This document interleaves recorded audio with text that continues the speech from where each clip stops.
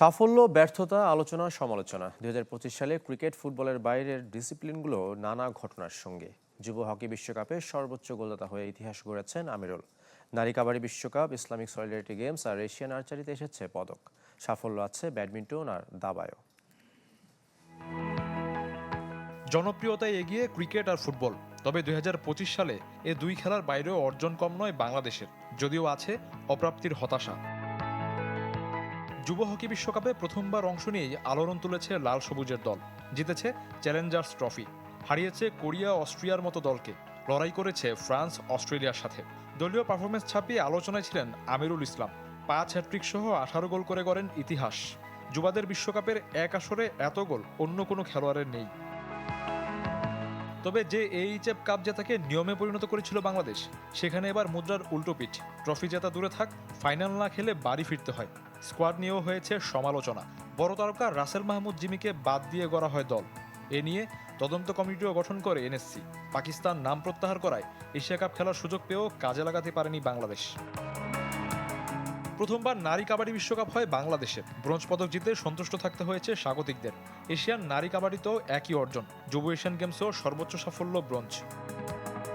আমরাই number one হচ্ছে মেরিল petroleum jelly. Islamic solidarity গেমসে টেবিল টেনিসে ইতিহাস গড়ে বাংলাদেশ। জাবেদ আহমেদ আর খৈখৈ মার্মা মিশ্র বিভাগে জেতেন রৌপ্য, টিটিতে যা সর্বোচ্চ সাফল্য। একই গেমসে ভারোত্তোলনে ৩টে ব্রোঞ্জ জয় করেন মার্জিয়া আক্তার, আর উশুতেও একই পদক পান শিখা খাতুন।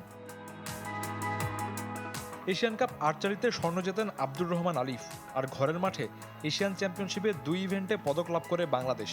কম্পাউন্ড মিশ্রতে হিমু বাসার বন্যা জুটি জিতেছে রৌপ্য, আর নারী এককে ব্রোঞ্জ কুলসুম আক্তার মনির। আর্চারির সফল সংগঠক কাজী রাজিবউদ্দিন আহমেদ প্রথমবার ওয়ার্ল্ড এশিয়ান আর্চারির সভাপতি নির্বাচিত হন। তবে অভিমানে আর্চারির তারকা জুটির রোমান দিয়া গেল বছরের শেষ দিকে গোপনে পাড়ি জমান যুক্তরাষ্ট্রে। সে খবর প্রকাশ হয় ২৫-এর শুরুতে। দাবায় বাংলাদেশের চতুর্থ নারী হিসেবে মহিলা আন্তর্জাতিক মাস্টারের খেতাব জিতেন ওয়াদিফা আহমেদ। এবার কাভা কাপ ভলিবলের স্বাগতিক বাংলাদেশ প্রত্যাশিত পারফর্ম করতে ব্যর্থ। আন্তর্জাতিক ব্যাডমিন্টনের কোনো আসরে প্রথমবার সেরা হলো বাংলাদেশ শাটলাররা। ঢাকায় বাংলাদেশ সিরিজের পুরুষ দ্বৈতে স্বর্ণ জিতেছেন গৌরব সিংহ এবং জহির তানভীর। আলাদা টুর্নামেন্টে মিশ্র দ্বৈতে আলামিন জুমার ও উর্মি আক্তার জিতেন রৌপ্য। ২০২৫ সালে বিভিন্ন ফেডারেশন কমিটিতে এসেছে পরিবর্তন। এর মধ্যে সবচেয়ে বেশি সমালোচনা মহিলা ক্রীড়া সংস্থার কমিটি নিয়ে।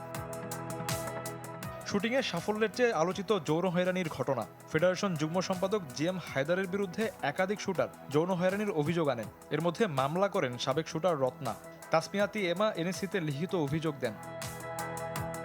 শফিউদ্দিন শাওন, চ্যানেল 24।